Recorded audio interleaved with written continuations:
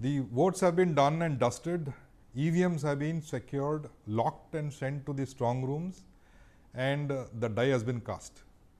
The fate of all political parties sealed in those EVM machines, and come May 5th, we will get to know what the political fortunes are and who is going to rule Tamil Nadu for the next 5 years. For now, it's been a very long, hot summer months of elections, and I have with me actor and politician Kushbu Sundar. Thank you so much for speaking to PTI. Pleasure. 2 to 3 months of hectic political high voltage battle. It's all done, and you seem quite relaxed now. Yeah, I have always relaxed because I feel that people are intelligent enough, whatever you say, whatever you do. Finally, when it comes to voting, it keeps changing, especially in Tamil Nadu, parliamentary voting pattern and then the assembly voting pattern. The both are two, different voting patterns we have in Tamil Nadu. So I think I'm relaxed. What has been the high in the last couple of months when you talk about this political management and headline management and things like that? To me personally, the biggest high has been my husband contesting. Yeah. So that was the biggest high for me. But yes, as a BJP state's vice president, I really look forward to NDA winning and EPS becoming the chief minister, where we can bring in so many of the good policies and schemes of the central government to the state.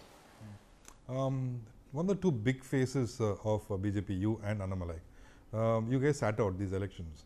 Were there some disappointments on those lines? Not at all. I think both me and Annamalai were very clear that we wanted to work for the party. And we said that we'll go around rather than getting fixed in one place. Because the two biggest faces, like you said, both of us being stuck in one area did not make sense. We said, let us go around and meet people and garner votes. That was more working like any other ordinary karyakarta was more important for both of us rather than being contesting and fighting election. We've seen politics in Tamil Nadu and psychophancy. There's quite a combination. And these elections we saw clearly politicians on both sides. You have a couple of big stars like Kamal Hassan that side, you are there this side, and everyone knows it's an open secret about Rajini's stand. So film and politics go hand in hand as far as Tamil Nadu politics is concerned, isn't it? Not really, I don't think. I mean, you can't even say about Rajini sir. It's no point in people trying to read Mr. Rajnikant's mind, because if anybody can actually look into Rajnikant's mind, is he himself. So it doesn't make sense we standing out away and assuming that this is what Rajni works, this is how he works, or this is what he thinks. Of course, Tamil Nadu has a long association when it comes to film actors into politics. We have had even Vijay-Ka, we have seen very briefly some other political people also into cinema. But I think the kind of psychophancy, what you say, I would say fan following what they have, the way the actors are actually worshipped or revered by the people of Tamil Nadu. There was at your temple. Yeah, but I think apart from that, it does not mean that people will come out and vote. Gone are the days, like when you see leaders like MGR or leaders like Jayalalitha, or even for that matter Dr. Kalingar, they all built this a huge platform for themselves when you didn't have this so-called social platforms. Both these parties were built on what, even today, what they garner 27 to 28% of vote, irrespective whether they win or they don't win. But then the basic vote bank, the percentage vote bank they have, that's always going to be there. Nothing is going to be bring in a change for that. And I think that's because they were the real, genuine voters and the followers. Hold on to your thought, because Vijay is one factor which I want to discuss a little later on. But as far as the alliance is concerned, this is the second time that in the assembly elections BJP and AIDMK have come together. Do you see a pattern, or do you see a difference in the level of acceptance as far as this NDA is concerned in the Tamil Nadu electorate? In what way? There is this resistance that BJP is an outside party. Not at all. And they always play a second fiddle and things like I that. mean, Congress, the last time they saw the first fiddle in 1967 with Kamraj. Yeah. So if they couldn't, they have ruled India for more than 60 years.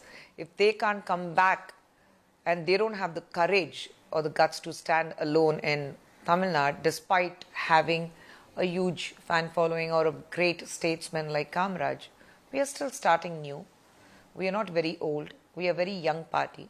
And if we are standing with AIDMK and forming NDA alliance, then I think we have arrived. We have 4 sitting MLAs in the assembly, and this time we are fighting 27 seats, which I'm sure that we are going to win quite a sizable number for our people to go into the assembly. Yeah. What I was also referring was, we saw Amit Shah rally the other day in Mylapore, the huge response, and close to 30-40,000 people queued up, and we have seen in the PM's rally also people attending in large numbers. Prime Minister Modi also himself quotes a lot of these poets and poems and Tamil culture. So to that extent, I wanted to know how is the political fabric as far as accepting the BJP? See, when you say that when Home Minister was here and you saw the crowd, 30 to 40,000 people on the rally, every time the Prime Minister is here, the kind of response he gets, that says it all. I mean, we don't have to keep pushing ourselves and, beating our own trumpet, blowing our own trumpet and talking about, see, this is what we garner, this is what we have a fan following. It's there for people to see. If people choose the Prime Minister for the 3rd time consecutively in India, I'm sure that the BJP and the Prime Minister are doing something right to push the country forward. And today when we look at ourselves, the kind of respect we have world over, the kind of respect what the Prime Minister gets from people, different leaders from the world, I think that shows it all. We are on the right track. We are definitely doing something good for the people of India. And now that recognition is coming to Tamil Nadu, which the Dravidian model DMK has been talking about it and trying to push it away. The fact is, DMK themselves know that how people have accepted BJP in Tamil Nadu. So they keep trying to giving in a very fake narrative, talking about lies, and then trying to, give a different story altogether to the people and say that, no, we are the sole warriors of Dravidian Tamil Nadu. I mean, you're not the warrior. You're a warrior of your own family and your own hooligan party members, what you have. So you are not the person to hold and say that I am the savior of Tamil Nadu. No, people are there to look after themselves. This entire women's reservation bill, Prime Minister Modi addressed the nation and said it's nothing short of a female feticide. As a woman politician, how disappointed are you with this entire development? Extremely disappointed, because as far as I remember, I think we have been fighting for 33 reservation for women for many, many, many years. And every time Congress had an opportunity, they have denied this for the people. The women have been backstabbed in the past, but this time they had the courage to stab them looking into their faces and stabbing them straight in their chest. And I don't think the women of India are going to ever forgive Congress, DMK and TMC for that matter, or the Communist Party for standing against it. 2023 you have accepted, and today when the time comes where you can say that, okay, this is what we are going to give to the women, you bring in delimitation as one reason to deny women of what is rightfully theirs. So you can't do that. You can't do that. I mean, it's so disappointing that your chair, your position, you being the supreme leader, or you holding back onto your chair as a chief minister to actually give a fake narration or to give a lie to the people. You are even fine to let go what is rightfully women's. So you can't do that. You can't, and you say that you are this, the caretaker of the women and women rights. In what sense? In what sense are you looking after women? Congress and DMK also say that this entire women's reservation bill was a facade, and the actual intent was to bring in amendment and push that delimitation, which was the whole exercise would be unfair to South India and Northeast India. I don't understand. They either don't study, or that when I say the fake narrative, it's very clear. anybody who understands delimitation, you cannot bring in a bill until unless you don't do a census. So it was done in 2011. We were supposed to do in 2021, but then it didn't happen, and the last delimitation was done in 1972. What stopped the Congress from bringing in delimitation? Wasn't that the constitutional right? Isn't that written in the Constitution that it is a must? What stopped you from 1972 to not bring in delimitation? Because you knew very well you will lose. You know that the minute there is a delimitation, there is going to be a system and people are going to vote systematically as per the population of the state. But you never wanted that. You never wanted that. You have been back, and time and again you have been doing things which is in your favor. Whatever appeals to you, to save your chair, to safeguard your own interest. It is never in the interest of the nation, of the people of the nation. So from 72, you have never brought in delimitation. What stopped you? You were in power. Right from the time of Indira Gandhi to Rajiv Gandhi to Sonia Gandhi, UPA 1, UPA 2. You were in power. Why didn't you bring in delimitation? What changed for the BJP? 2023, this bill was passed. Why change? Why bring in amendment to that? No, there's not bringing an amendment. I think we need to understand that we need to bring in this amendment, but you need to have a delimitation, because this is what the basic constitutional right of the nation. This is what the democracy says. How can you bring in and talk about 33% of women reservation bill until unless you don't have census done? So you have to do a census, and only when the census is done, you will have delimitation. And please understand, in 2011, Rajasthan, the population was 6.8 crores. Today in 2025, we stand at almost 8.6 crores. 2011, the Tamil Nadu population was somewhere around 7.2 crores. Today we have curbed the population, and today we stand at 7.86 crores. Despite that, they gaining almost 2.4 crore population more, they were getting 19 seats. And the demography of Rajasthan and Tamil Nadu remains almost the same. Whereas Tamil Nadu was gaining 20 seats. Now, if you break Andhra Pradesh and Telangana, that is completely the fault of Congress.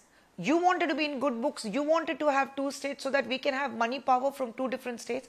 We will have two states CM in our hand. So you break a state like Andhra Pradesh into two. And now you talk about that no, Andhra Pradesh is not going to gain or Telangana is not going to gain. I don't understand. It was you who did all of this, which you were the party to this crime, and which you have been following it for the last almost more than 52 years. Why didn't you do it? Why are you misguiding the people? Why have you become so selfish that, people like in DMK or Congress or TMC or even the communists for that matter, you become so selfish or Samajwadi that you need to safeguard your own chair, and you say that to hell with the country, to hell with the constitution, to hell with the people. I have to safeguard myself. My uncle, my aunt, my son, my daughter, my in-laws, and whoever the part of my friends, the partners in crime are coming together and committing yet another a very gory crime by denying delimitation or 33% reservation to women. So people of India are not fools. We are moving forward. Do you think it will have an impact on these elections? So people who understand this is the whole idea which they brought in, when they thought that this is going to work for the election. That you say that it was about delimitation, and you had your chief minister sitting and giving you one big bhashan and saying that I threatened the prime minister, this is a warning. Yeah, he burned the bill. He burned the bill with a lighter and everything. I don't understand. We saw him tearing his own shirt and walking out of assembly thinking that he is Rajnikant, or with six-pack he's a Salman Khan or a Hrithik Roshan. It was a very gory sight though. But you have again a chief minister who is giving a warning to the prime minister. So what message are you trying to give the world? So he thought that probably chief minister thought that I'm going to give this narration. I'm going to tell people that I'm here to safeguard you, and this 33% women reservation was just a facade with the hidden agenda of bringing in delimitation. Whereas people are very clear who understand the constitution of the country. They understand that this is a must. It is written in the constitution. Today you talk about Ambedkar. Who wrote the constitution? Ambedkar himself, right? So when you say that I'm an Ambedkar follow his rules. Why don't you follow his rule? Where does it go from here now? Nothing. We'll work harder. We'll push a little more harder. We definitely, we are not an aristocratic government where we'll say that it is our rule. We still strongly believe in democracy, and we say we want people from different parties to come together. Now, the only question I need to know from all the parties who have voted against it, you work for the nation or you work for yourself? It's as simple as that. If you work for the nation, stand together. You know this is the need of the hour. You know this is needed. You know this is wanted. And you know that this is what is going to take the women forward. Otherwise, stop claiming that, you keep sticking to your appeasement politics, where Rajiv Gandhi failed to give get women away from this triple talaq nonsense, and it took a prime minister like Narendra Modi, where people, the same Congress and DMK or TMC, they say that he is against the minorities, but he is one man who stood up for the women of the minority community and said that no, we need to abolish triple talaq. If given a chance to both DMK and Congress, or even TMC or Samajwadi for that matter, they wouldn't have voted for that also. But they knew that this is going to go against them. So they waited and they said, okay, fine. So it takes Narendra Modi to bring in abolishment. It takes a Narendra Modi to, scrap Article 370 in Jammu and Kashmir. What have you done for the nation? You have given us a history which is like this. This is what you have, these kind of flaps on the horse's eyes, so that he doesn't see right and left, he just sees the straight road. This is the history you have given us. But people today are not crazy. They learn from, the world history is at their fingertips, not only in the school books, textbooks now. So you can't deny the people of what is rightfully theirs. So we will make sure, not now, 2027, we'll come back. We'll come back with a force, and we'll make sure that what women need, this 33% reservation bill, they will. You have your own sister in the parliament. You're fine with that. How many women percentage you have fielded in this election? Hardly 3 or 4%. We're talking about 33%. So we still have, almost 12 or 14% women we have fielded. But you don't even do that. For you, it's the basic male ego that needs to be boosted. It has to be my way. Is it going to be tough for the BJP or the NDA? You have an UCC and then one nation, one election. Two important bills. Wasn't one nation, one election part of India years ago, before the Congress took over? They changed it. India had one nation, one election. Who changed it? You did it. So why blame us? We are asking you to follow what was followed by the Congress themselves. So why is Congress opposing now? It's not that a rule which has been one nation, one election, one election, one nation has not been brought in by BJP. It is what Congress had followed earlier. So why oppose now? Because now you know that you can play the games. Parliamentary election, where you have assembly elections, you can play around, money power is there. So you can play with it. You can play with the appeasement politics. You talk about Dravidian, you talk about backward class, you talk about the tribes, you talk about OBC. But what? When we wanted Draupadi Murmu to be the president, the same Kharge called her an evil. In evil witch, that she can't be there from the tribal background. So you have Congress who have been, and today you have Mallikarjun Kharge, a Congress president, calling the Prime Minister as a terrorist. So you see the kind of words they use. He clarified, but he wanted to say terrorize. Maybe he got the words wrong. That's what he clarified. Great, we understand. So tomorrow we can call Rahul Gandhi or anybody else in the party as we wish to and say, no, actually this is what we want to do. So there's a slip of the tongue. I mean, you hold a position. You represent one entire party to the country, to the world.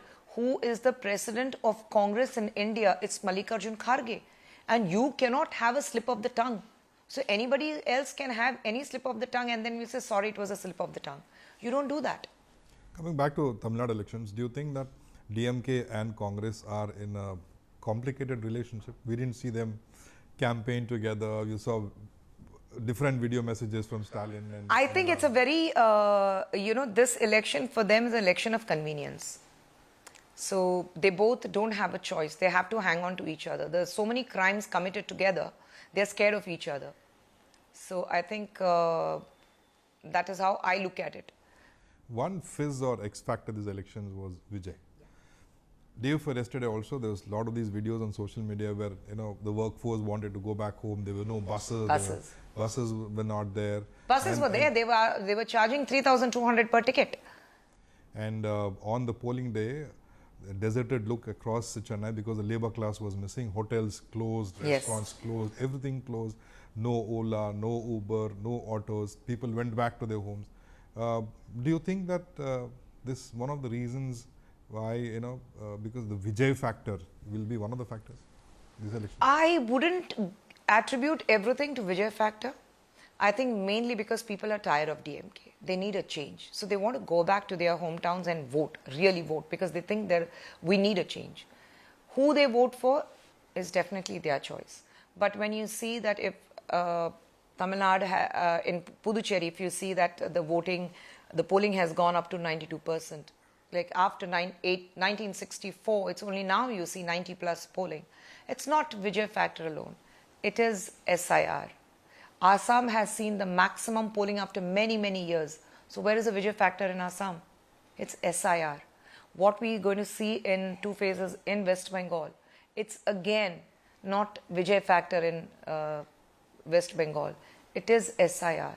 So when BJP said we need SIR, both DMK and Congress opposed. I do not understand that every policy or every rule which has been brought in by the central government, it's only Tamil Nadu has an issue with it. They oppose NEET. Was NEET brought in by BJP? NEP. Yeah, NEP. Was it brought in by BJP completely? What is it? SIR. One nation, one election. Whatever we are talking about, everything has been brought in what Congress has been following, and you have been partner to it. I mean, the most funniest part is M.K. Stalin, the Honorable Chief Minister, releases a book saying that his most hardest trying times were during his arrest, during Misa emergency. And he's saying those are the most trying times. The hardest times of my life was when I was arrested in Misa. Who was in power? It was Congress. You are partnering with them today.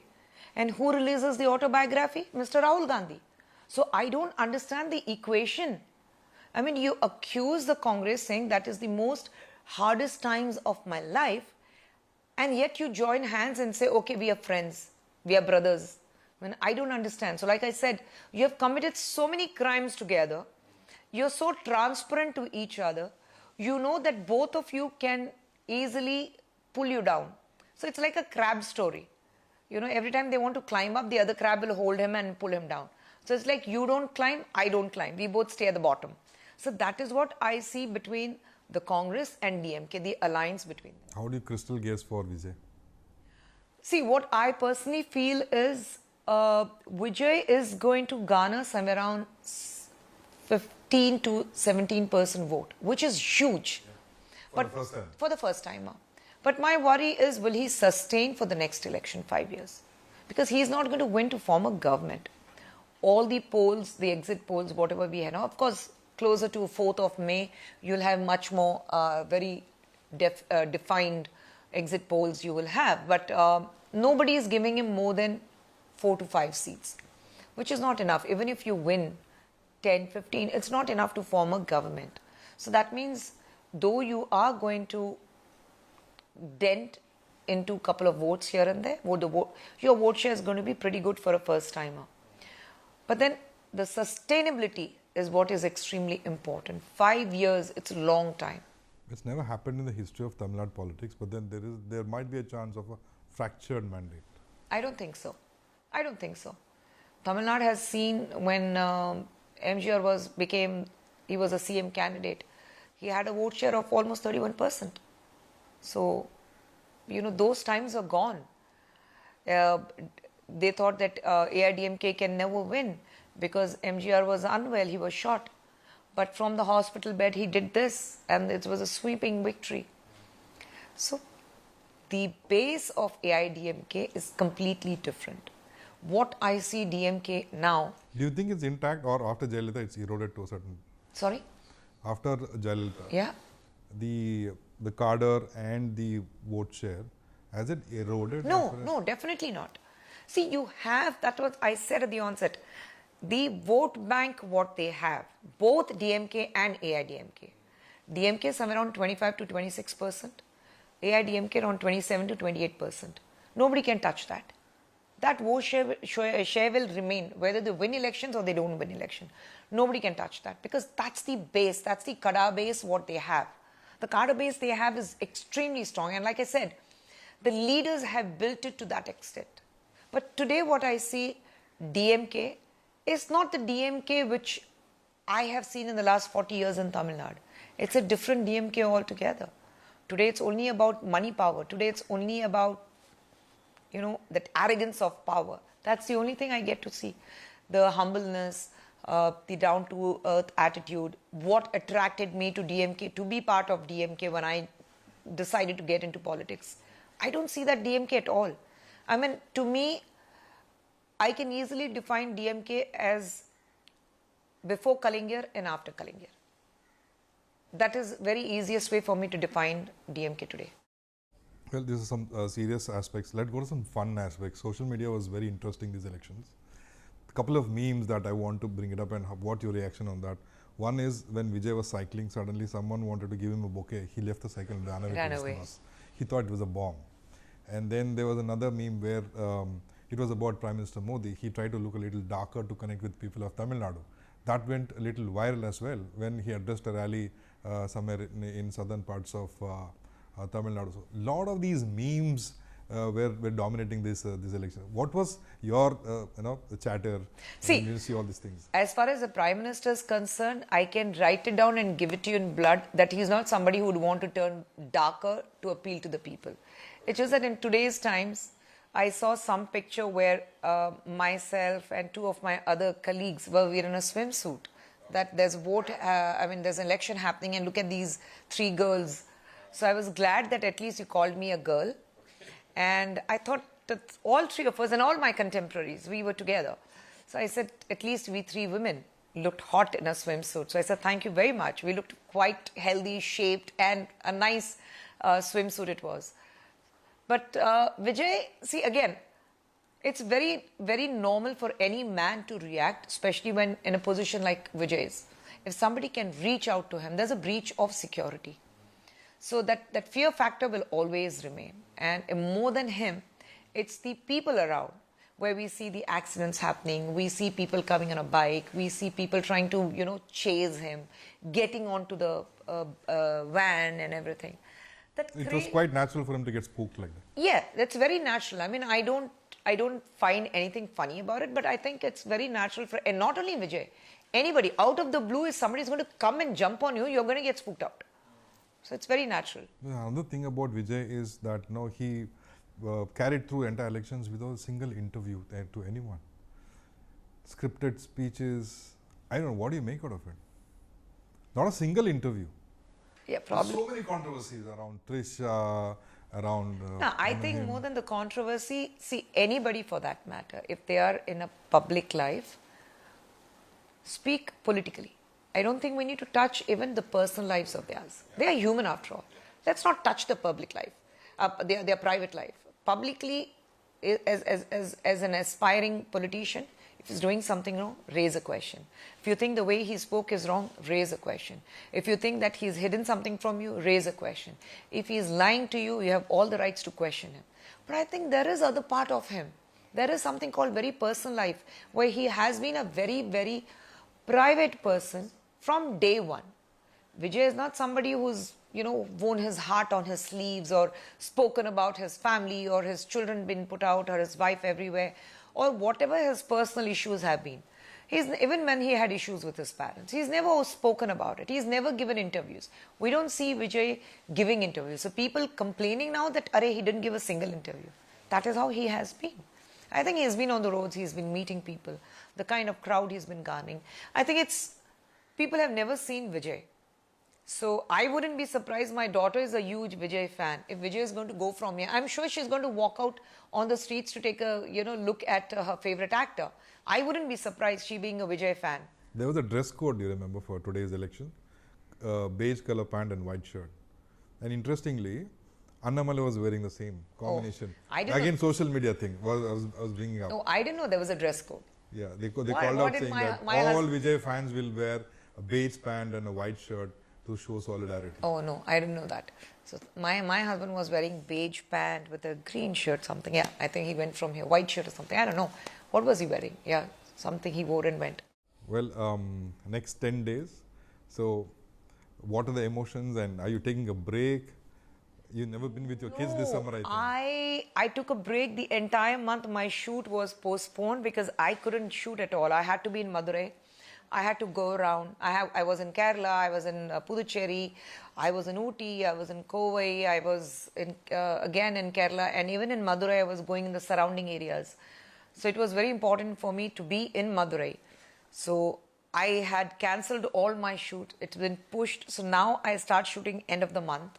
And then again from 4th, we have to wait and see the results. So, work after work, no vacation. No vacation. I don't think I'll have vacation till the September holidays. On 5th, what's your prediction? 4th? Sorry, Yeah. Fourth evening. No. I mean, if you're asking as a wife, of course I want my husband to win. And fingers crossed, we have seen a lot of positive vibes. So we really hope that he wins. And as a party, I definitely think there should be a change. People are fed up of DMK, and I am fed up. I'm not saying as part of BJP or NDA alliance, but I think the kind of corruption what we have seen, the kind of non-development and no governance, zero law and order, women's safety is down the drain. I think, and the party doesn't have any answers. The Chief Minister doesn't have any answers. Please tell me one issue about women which he has addressed. If he can threaten the Prime Minister, he can threaten the people of Tamil Nadu and say, one more, somebody lays a hand on the women of my state, they will see a different side of Stalin. Why didn't he say that? Did he issue a warning to the perpetrators? He didn't. You have the courage to, issue a warning or a threat to the Prime Minister. But because the people who are here involved in such crimes, most of them, 70% of them are from your own party. So why don't you threaten them? Let's hope people have answered through ballot when the results are I really hope that sense has finally prevailed and people say that let the best party win, let them govern us. And looking at it, I really hope that people have gone out and voted the max. On that note, thank you so much for speaking. Pleasure, thank you. Thank you. Chennai Silks in summer mega sale. Chennai Silks summer mega sale. The Chennai Silks in Mega Summer Sale.